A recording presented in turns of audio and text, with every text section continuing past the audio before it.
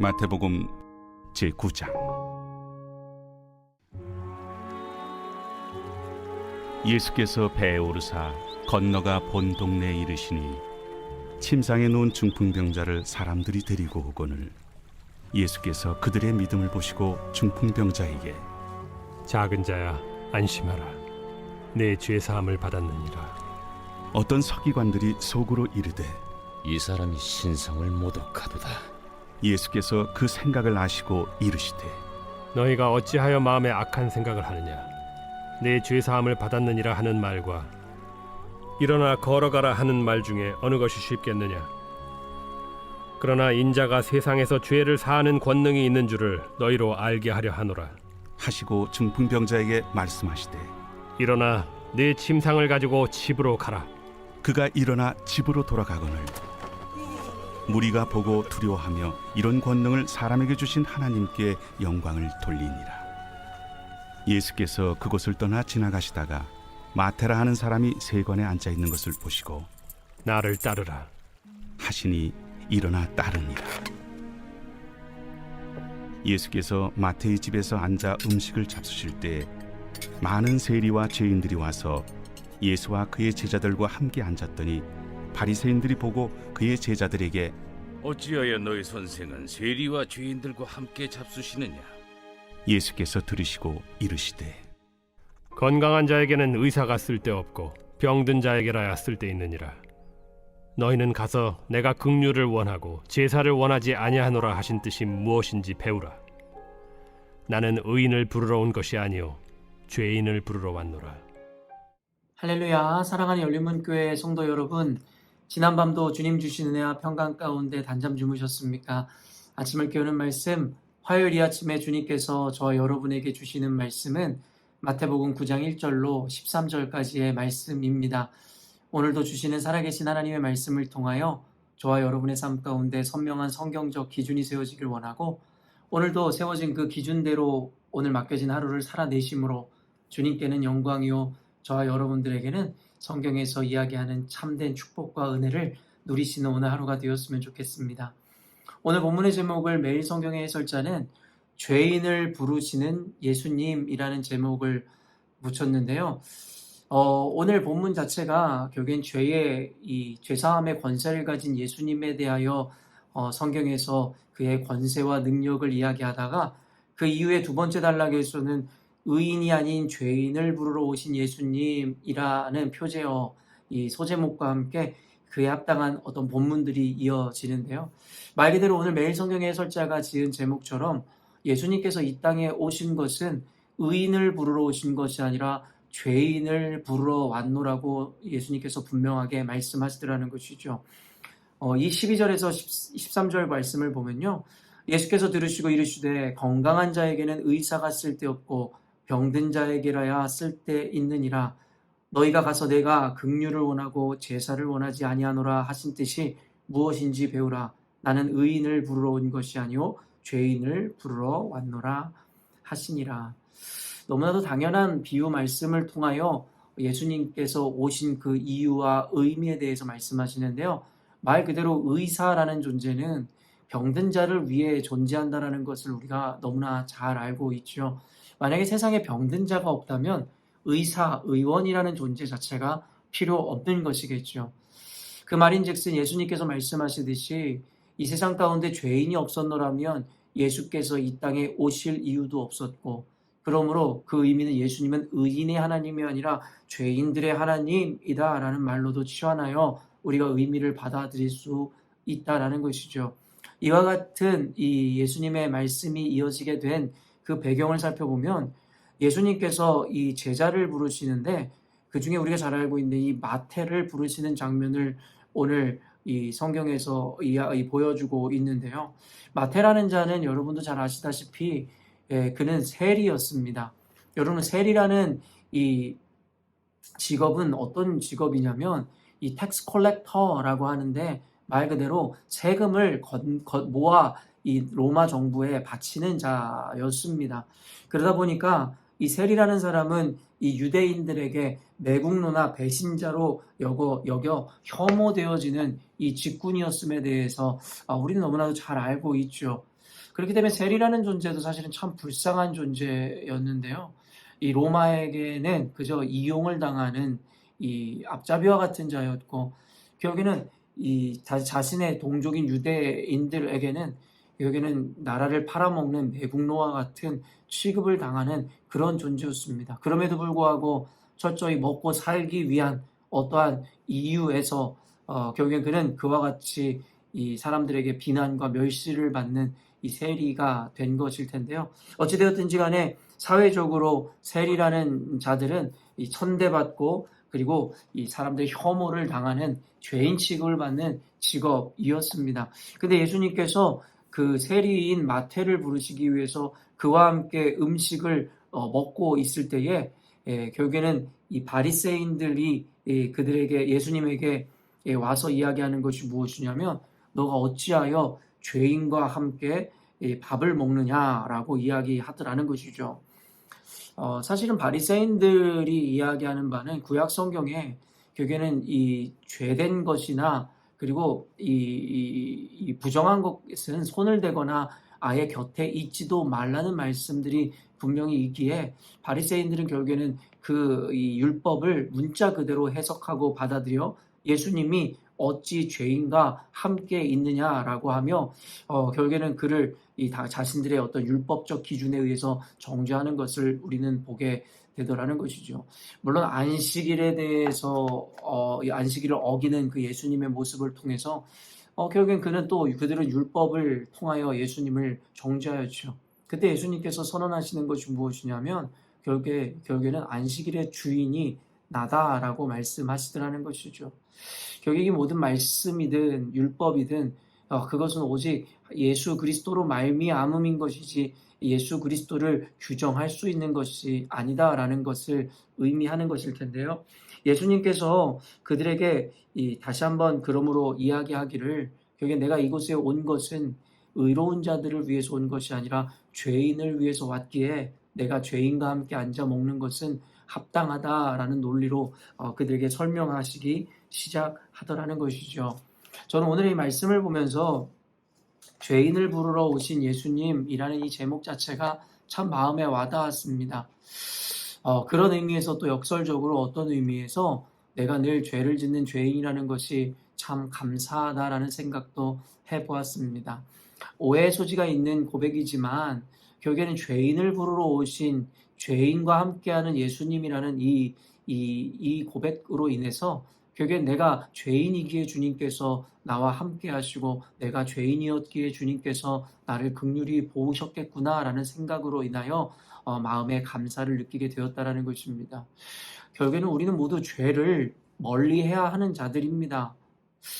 그럼에도 불구하고 제가 죄에 대한 고찰이라는 설교에서도 이야기했지만 이 죄라는 것이 단순하게 부정적인 요소로만 우리 그리스도인들에게 작동되어지는 것은 아닙니다. 다시 한번 이야기하지만 죄라는 것은 우리가 멀리하고 금해야 하는 것은 사실이겠지만 너무나도 역설적이게도 우리가 그런 죄인이기 때문에 주님께서 우리에게 임하셨고 우리를 긍휼히 보시고 우리와 함께 하심을 우리는 또한 인식할 수 있어야 된다는 것입니다. 그렇기 때문에 저는 이와 같은 이 개념을 설명하기 위해서 이와 같은 표현을 사용하고 싶은데요. 우리는 이 죄를 부정하고 죄를 멀리하되 죄인임을 인정해야 된다라는 말로 저는 이 개념을 설명하고 싶습니다. 말 그대로 죄는 주님께서 기뻐하시는 것이 아닐 수밖에 없습니다. 그러나 죄인임을 인정해야 된다는 것은 무엇이냐면 결국에 우리는 죄를 필연적으로 지을 수밖에 없는 존재라는 것을 우리는 알아야 된다는 거예요. 어떤 이들은 자신들이 예수를 믿음으로 말미암아 의롭다함을 얻고 그리고 죄에서 사함을 얻었기에 자신들은 더 이상 죄인이 아니다라는 인식을 갖고 있는 이들도 있는 것 같습니다.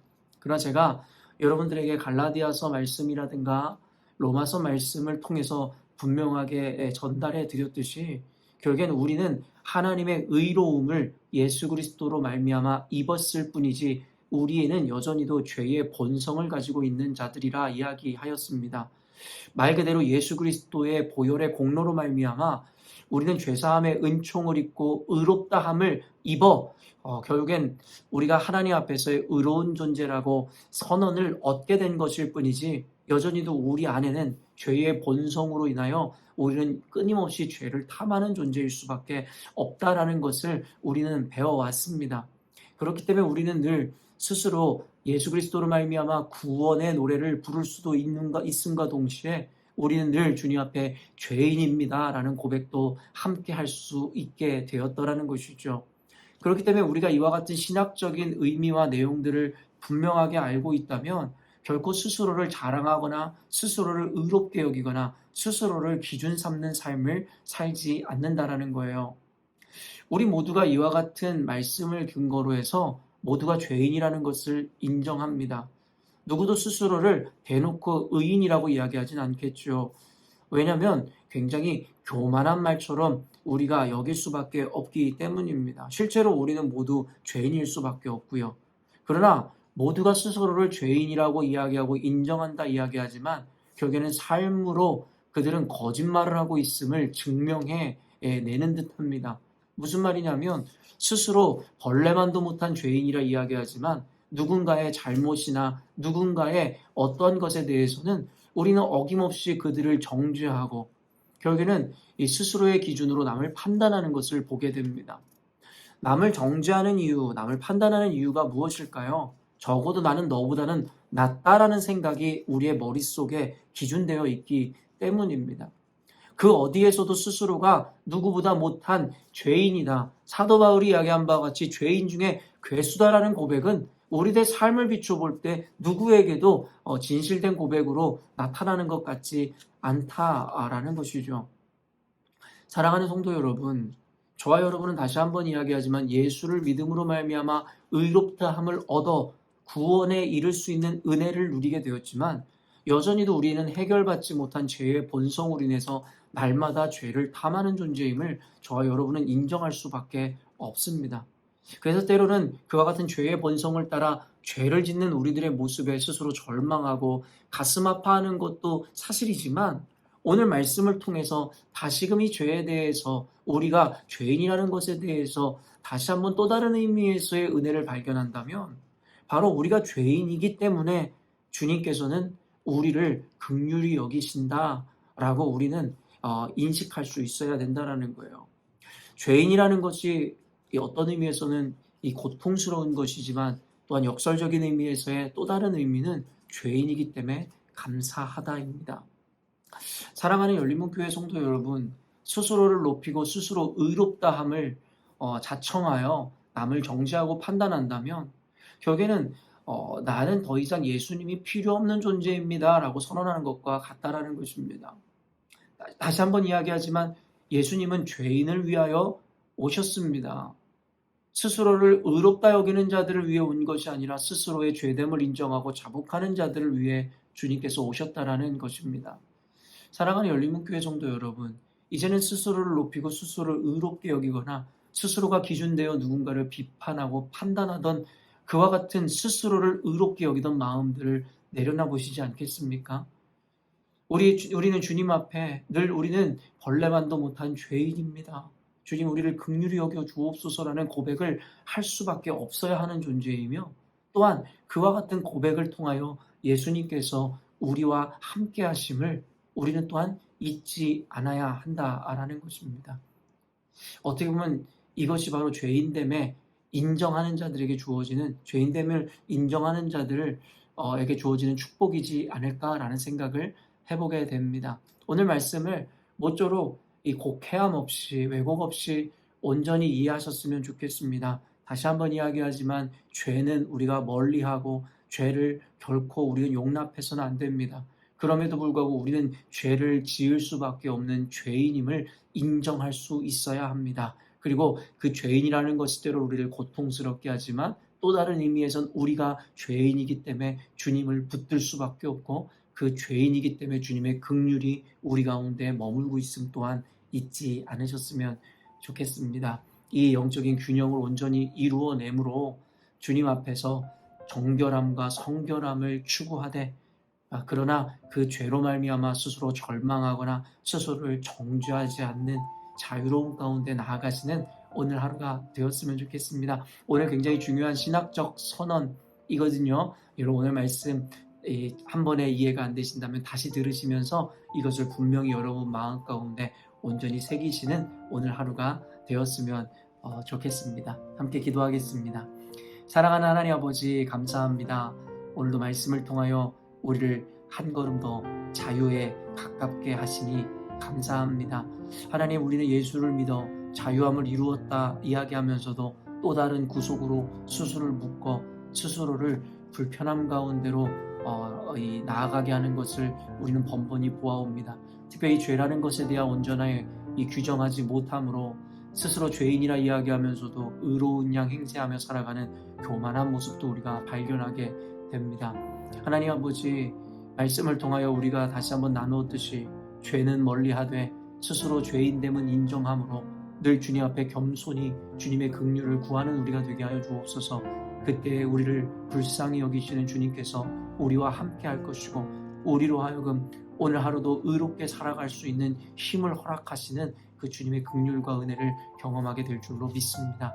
하나님 오늘 이 복음의 비밀 그리고 이 성경에서 이야기하는 성경에서 우리에게 주시는 그 은혜와 특권들을 온전히 우리 열린문교회 성도들이 깨닫고 인식하게 하심으로 하나님 이 여전히도 죄인인 신분 죄의 본성을 갖고 살아가는 가운데서도 우리 안에 절망과 정죄로 채워지는 것이 아니라 그 가운데서도 하나님을 향한 갈망과 자유함으로 살아가는 우리 모두 되게 하여 주옵소서. 오늘도 함께 하심으로 우리의 삶을 그렇게 인도하실 주님을 찬양하오며 예수님의 이름으로 기도합니다. 아멘. 사랑하는 열린문교회 성도 여러분, 오늘도 주님께서 주시는 복되고 귀한 하루를 우리가 맞이하게 되었습니다. 오늘도 주의 말씀을 따라 살아가실 때에 세상의 온갖 유혹과 시험 가운데 스스로 부족함을 받고 그로 인하여 절망하는 삶을 살지 마시고 오늘도 주님 주시는 그 자유함 가운데 평안과 기쁨을 누리시며 오늘 하루를 살아내시기를 바랍니다. 아침을 깨우는 말씀은 내일 아침에 또 만나도록 하겠습니다.